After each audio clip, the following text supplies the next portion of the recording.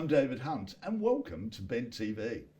My guest today, he likes to travel and you'll understand why when we get talking. He's married to a saint. We're talking about Jack, so hello Jack, who also likes to travel, and we'll get to that. James has been cabin crew for a major airline here in Australia, and he still does a little bit of it, just can't let go. Of course, that was called famously a dolly trolley, and he's the major one there. And he now has ventured away from airline, and he likes cruising. Let's meet the man. James Hardy, hello. Nice to see you again, David. Right. And we've known each other a long time. Oh, it must be 20 years, maybe? Yeah, probably. Yeah. Now, you were a listener to Joy. That's how you... Yes, that was how I got involved. I used to be a listener, and then one year I thought, I might get involved in this. Yeah, and off we went. We'll come back to that. Let's talk about you as a kid. Where are you originally from? What I'm city? from Melbourne. Oh, okay. Yeah, born and bred. And whereabouts? Outer suburbs? Chadstone. Yeah. Right. Back when it was a small little shopping centre and it was open to the air, and now I get lost in there. Oh, it's ridiculous how big it is. What was life like for you as a kid growing up? You told me that you were a brat off. Completely. I'm still a brat. You know me. We've known each other for a long time. And you're 100% right. I'm very hard to live with. I'm hard to work with. I think back then I was all over the shop. I had two afflictions as a young kid. I was gay, and back then it really was an affliction. And number two, I had ADHD. Now, I say I had ADHD. I've still got it. It's not self-diagnosed, but you know me, everyone who knows me in my life. Yeah, it's obvious. I'm on the spectrum. Yeah, I created the spectrum, I think. And so for most of my life, not just as a young kid, I had the gayation. Back then. It was totally different. All right, well, let's talk about that. When did you realise that you were gay? It was teenage years at school. There were one or two guys at school. I thought, oh. However, you couldn't do anything back then. And there were no gay role models on TV. There wasn't even Mardi Gras, I don't think back then. If it was more sort of about just and I can remember sitting watching Mardi Gras with mum and dad, and they were conservative people. They weren't churchy and things, but I can remember watching Mardi Gras. Must have been one of the very first ones, and I sat there and the mum or dad said, "Isn't that disgusting?" And I'm sitting on the couch and I'm thinking, I can never tell them, I can never tell anyone in my workplace, I can never. So although I knew there were one or two guys at school, I thought, oh, they're really hot. And there were women at a sister school that, you know, we were meant to feel attracted to. I didn't. I thought, what's wrong here? But just living in that world and with my parents saying, isn't that disgusting? I thought, I can never tell anyone. Wow. Siblings? My sister. Right. What about her? Did you tell her? No, never. Because again, we were a traditional family unit back then, and people didn't tell people that they didn't tell their family, they didn't tell their work colleagues. You couldn't. Some people did, or very rarely. Like it wasn't. You couldn't be on TV. You couldn't have a successful career. That, to my mind, back then. Right. So you left school, still in the closet. Yes. What did you do when you left school? I worked at McDonald's, as a lot of people did, and then I went to Myer. I've got a funny story about this.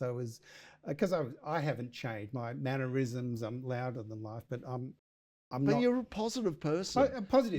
You'd be good in a department store. Yeah, but I was working in the record department. I was working in the electrical department, record department at My Chatty, which you would probably remember. Yeah. Was upstairs, and I was a little manager back then. And the visual merchandise team came in, and they were all flamboyant, gay as. Oh, really? Yes. And I was, super closeted, and they were hanging a poster behind the counter in the record department. I said, "Hey guys, it's not straight." And they turned around to me quick as a flash, and they said, "You're not straight, but you don't see us complaining." And I went bright red, and I ran away, and I was petrified that it was just. I mean, looking back, hilarious. I probably would have said the same thing now. Yeah. But back then, it was just, so that was the world we lived in. Yeah, okay. So when did you take that first plunge then in, being the real person?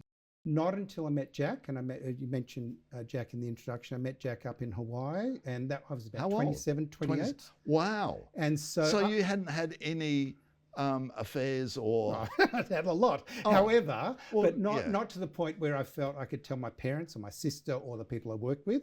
To that point, I thought, I'm never going to tell anyone in the world. I can't tell anyone. And so we'd sneak off to Mandate and what were some of the other clubs, the Market, all that sort of stuff.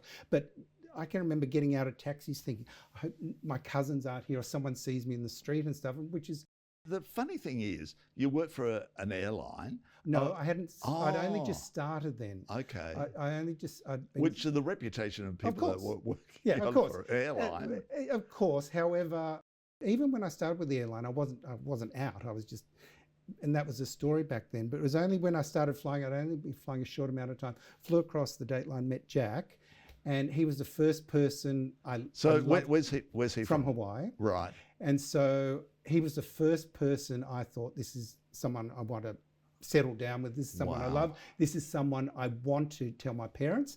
And I didn't know how that would go, but I thought, this is the most important person in my life. I want him in my life. I need to tell my parents.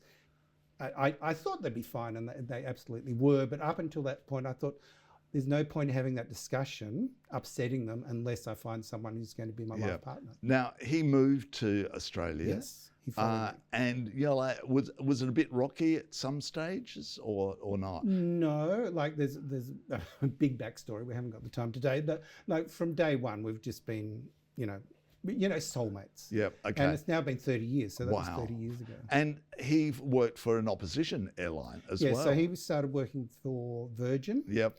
and that while I was flying for this other airline, flying Yeah. internationally. Yep. And we did that for a number of years. And yeah, so we've both had a love of travel, and our careers have let us see the world from an aviation point of view, and now more Yep. recently from cruising. Working for an airline, I would just be so bored doing it. Like traveling out to the airport, hanging around waiting for the flight, putting up with customers on the flight. Why did you do it for so long? I get that. I understand that completely. We're a very unique breed. The people I fly with, and I fly with number one at my airline who's been flying 50 years. And she, like me, we wake up in the morning, and sometimes it's a bit hard getting out of bed at 4 or 5 in the morning, but I can say absolutely 100%. Last time I flew, I still had that sense of wonder. Hey, we're taking off. How does this thing fly in the air? Like, it's the most incredible. For someone like me, I love it. To this point, I've been flying 35 years. And I just love aircraft. I love the smell of avgas in the morning. And the people I work with, my colleagues, are all exactly the same. Okay. Yeah. Okay. It gets in your blood and it stays there. Yeah. But you must have been in some interesting situations with passengers over the years. Oh, we have, but it's like whether you're in Woolies or you're at a hotel and stuff, we all get used to dealing with different things. I mean, in our environment, we've got turbulence, we've got drunk passengers, but that happens so rarely. Okay. Yeah. Well, the drunk one wouldn't, because you control it a bit, don't you? Oh, we do now. I mean, back in the day when I first started 35 years ago, we had the footy teams, and they were the worst. Oh, of course they would. They'd get drunk on the way to Perth, and they were appalling. Whereas now Yeah. they're the best behaved. I Yeah. They have to be. They're Yeah. millions of dollars of contracts is all on the Yeah. line. So the world has really changed a lot. And in fact, 9/11 helped us a great deal, because up until that point, there'd be unruly passengers and we'd have to deal with it ourselves. And after 9/11, if anything happens on board, still to this day, and it's 25 years since, if anything happens, especially to one of the women, you get 10 or 20 of these big burly guys, and they'll jump in. Whereas pre 9/11, it was a totally different world. Yeah, I'm sure it would be. So you've pulled back a lot from flying, but you still do the odd. Yes, I'm down to fly. 1 day a week. Right. I'm one of the old boilers they want to get rid of. Let's just talk about that, because it's a contract that you're part of, and there's only a few of you, and the airline tried to get rid of them all because you're on a we're on the legacy conditions. So Right. that means that it goes back to government days when Qantas and TAA were government owned, and it was based on a seniority based system. So it meant the longer you'd been there, the more benefits you had, or the ability to write your own rosters. Right. So number one at this airline gets to write her own roster. She chooses to go on a Tuesday. She doesn't want to do this. She doesn't want to do that. So I'm about 300 from the top now. So I choose what days I go to work, what days I don't go. Right. We're very lucky. But it's a legacy conditions, whereas the new ones work about 3 or 4 times the number of hours I work. They make a lot less, which is terrible, but that's just the nature of industrial relations these Yeah. days. But all of a sudden, like you wasn't satisfied with just flying. You're like all of a sudden you started to go on cruises. Yep. What was the draw card to Well, go the story cruising? behind that is I've just loved travel from when I was a backpacker. I think that's why I got into aviation. But I've always loved cruising as well, that ships. And so we just buy the cheapest cruise we could. We'd go on a cruise for 20 days, inside cabin, no window, for $800. And we figured we could do 2 or 3 of those a year. Wow. And that was better than doing, one more expensive cruise. So we had the cheapest cabin on the cheapest cruise. But spend all the time on the decks. Yes, stuff. and so that was our focus. So when I wasn't flying, if we had holidays, we'd jump on a ship here, there, everywhere. And was it international ships that you would jump on? Pretty much. Especially after I met Jack, we used to love cruising to Hawaii or back from Hawaii, 16 nights, 21 nights and things. And so the story about how I got involved, it goes back a little bit further. I was up in Darwin on an overnight. And for those people who've been to Darwin, there's a cliff and it overlooks the bay where the bombings were, where the war was. And I was standing there, it was near those turrets, where the battlements were. And I was looking down at the harbour and there was this tiny little cruise ship sailing in. And I was like this wide-eyed kid. I go, oh, look at that. And I was used to sailing on these big ships with 2,000-3,000 people. And this ship, I knew, only 400 people. It was an all-balcony, all-suite ship. They had butlers, everything. Whoa. And I just stood there with the sunlight glistening off the ship. and I stood there, and I know it was like whether it's affirmations or I locked it away in my head, and I thought, I knew I couldn't afford it because these things are like $20,000-$30,000 a week sometimes. Whoa. And I'm thinking, I'm locking this into my mind now. I want to sail on this ship or ships like it, but I can't afford it now. I don't think I'll ever be able to afford it. But if I'm particularly lucky, if I work really hard and I get my big super payout, I'm 60, 65, 70, maybe just once I'll get to go on one of those ships. And that was probably 30 years ago, 40 years ago, maybe. Right. And what's happened is that affirmation has come true. And now I'm on those ships about 5 or 6 times a year. How did you afford the first one? Again, I was looking for the cheapest cruise I could. I was online and this $800 cruise, and I'd go with whichever supplier or had the cheapest cruise. It might have been $20 cheaper. I'd go with that one, or $30 cheaper, because we didn't have money and we just needed the cheapest cruise. And when I was on this website, a little pop-up appeared and said, come and work for us. And I thought, oh, I could do that. I think I could sell a couple of cruises. So short of the long, I got in contact with the CEO who was up in Canada. I said, I think I could do this. I love ship. I really love ships. I think I could sell 3 or 4, maybe 5 or 6 a year. But hold on, is that a conflict to what you were doing? No, because there's aviation and there's ships. So the ships are completely different. But you're allowed to have, flying, you're allowed to have another you're allowed job? to have our own business. We can work for another company. We can't work for another airline per se. No. But the cruising is so separate to the airlines. I mean, if I was selling airline tickets, I couldn't do it. No. But the airline wasn't selling cruises, so I could do that. So anyway, we started that first year. We sold a couple of 100 cruises. I went, this is How, was it just word of mouth or social media? Well, that's probably one of the most interesting stories, the things I get most excited about in terms of what I've done and how I got here. It's the marketing. And so the marketing, most people start a company and then they have to have a marketing plan and go out and market and advertising and social media and all that sort of stuff.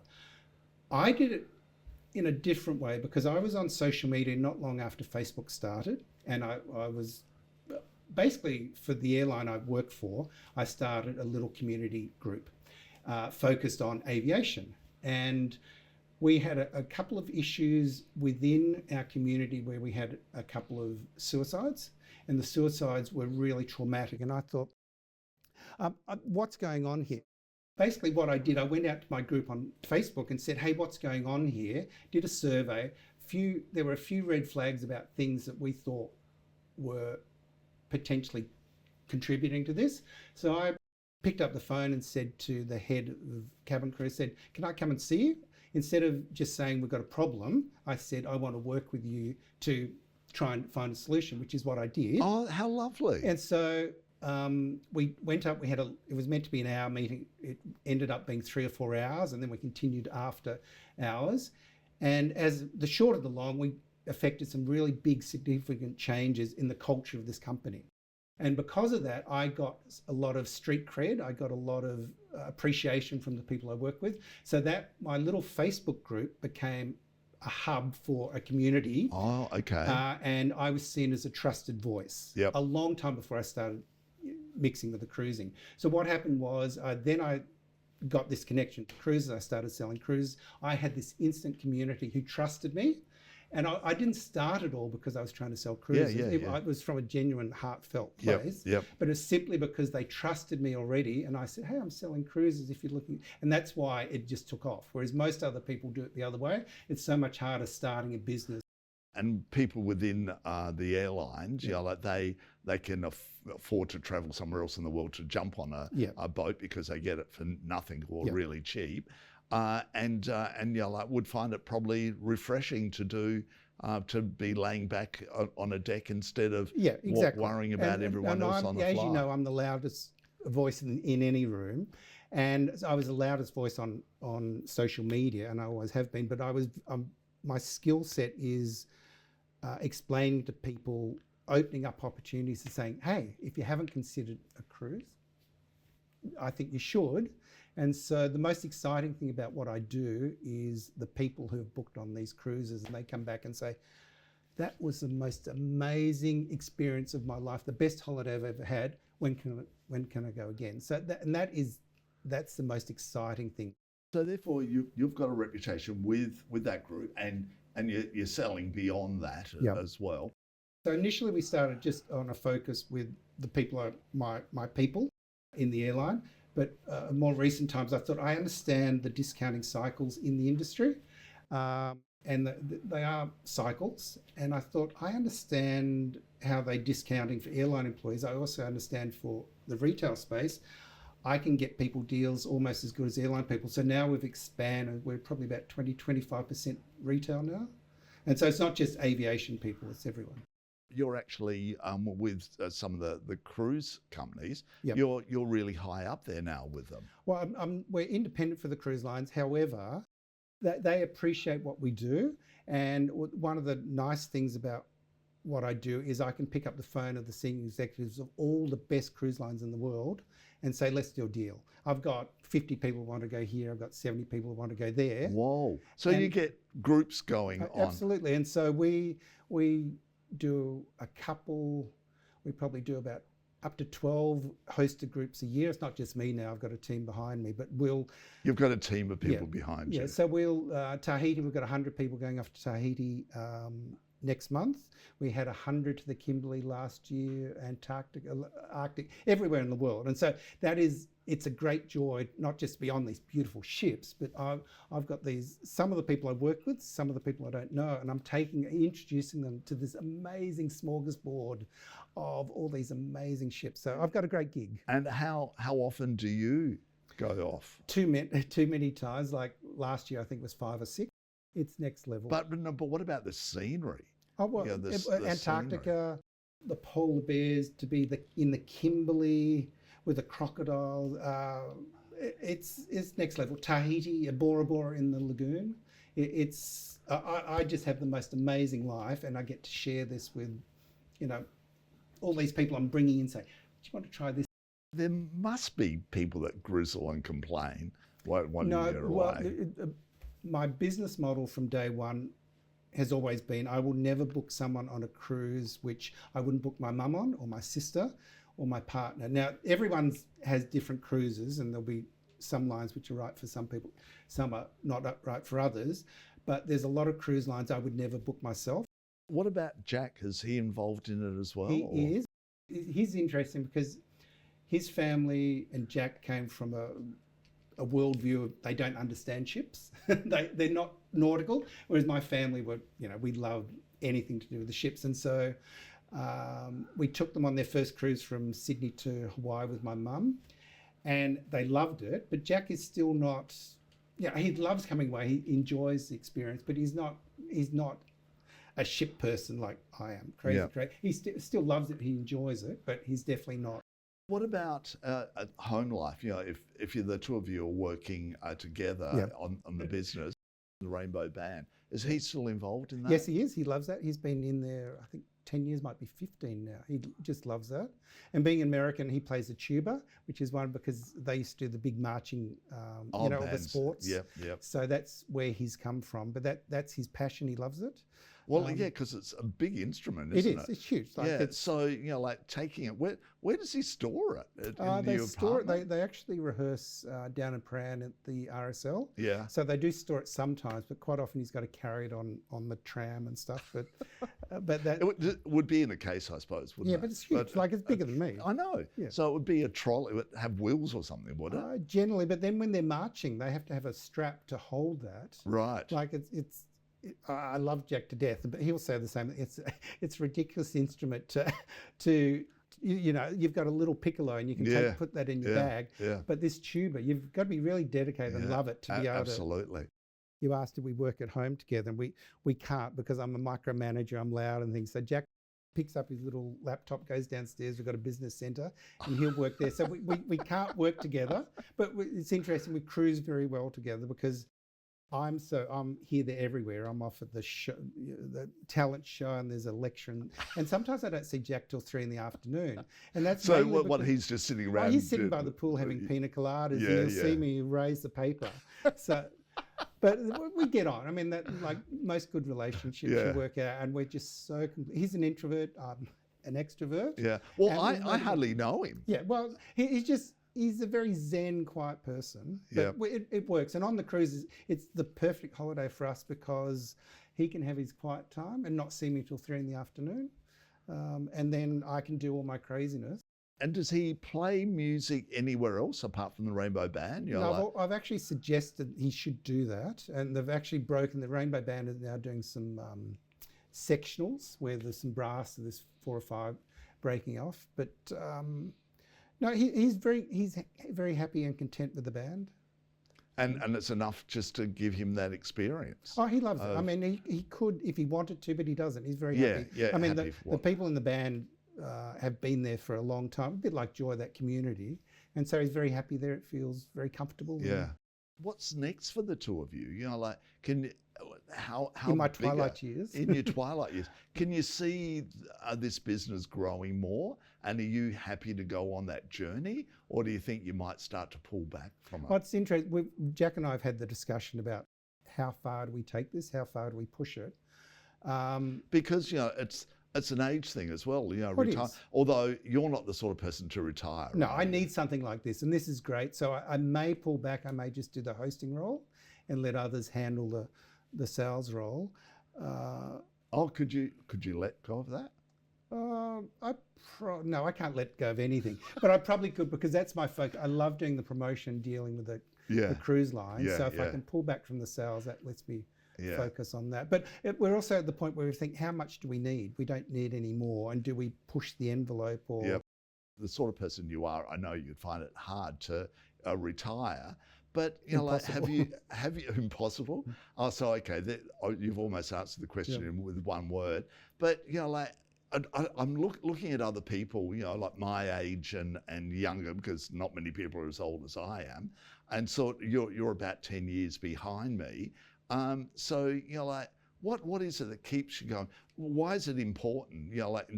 Because we've got to have an interest as older people, don't we? Yeah, we do. So the reason we were talking about flying before I'm cruising, I don't need to get on another flight. I don't need to sell another cruise. I get up at 4 AM, go to the airport because I love it.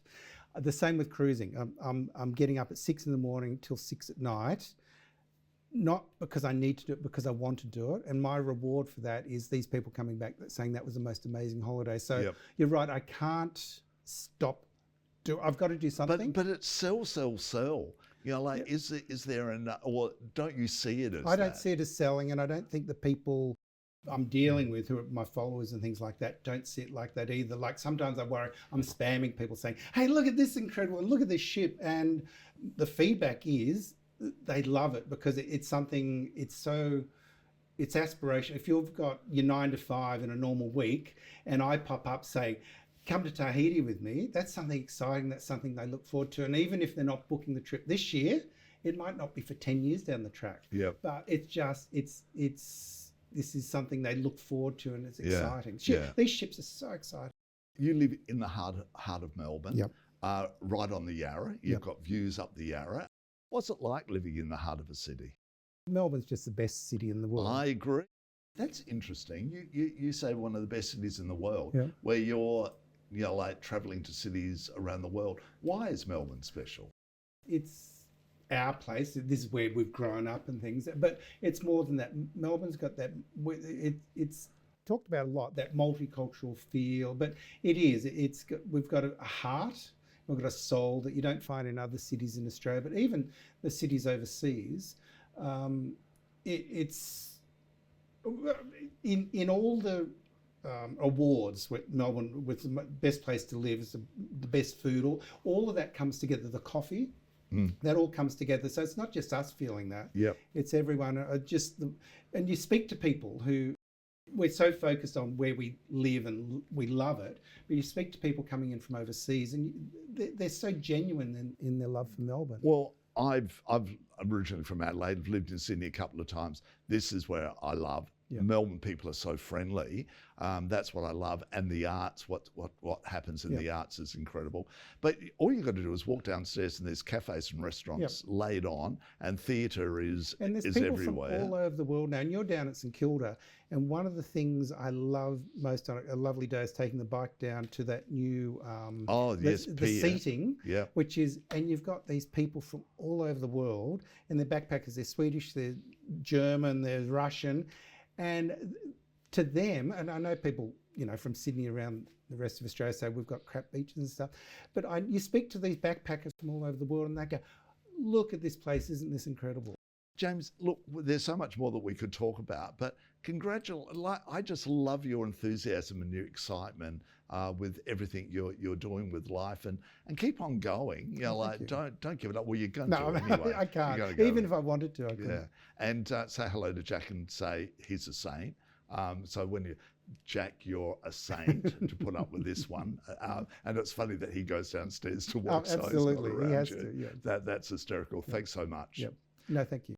I've been talking to James Hardy, an extraordinary man, and I'm David Hunt, and I'll be back again real soon. See ya.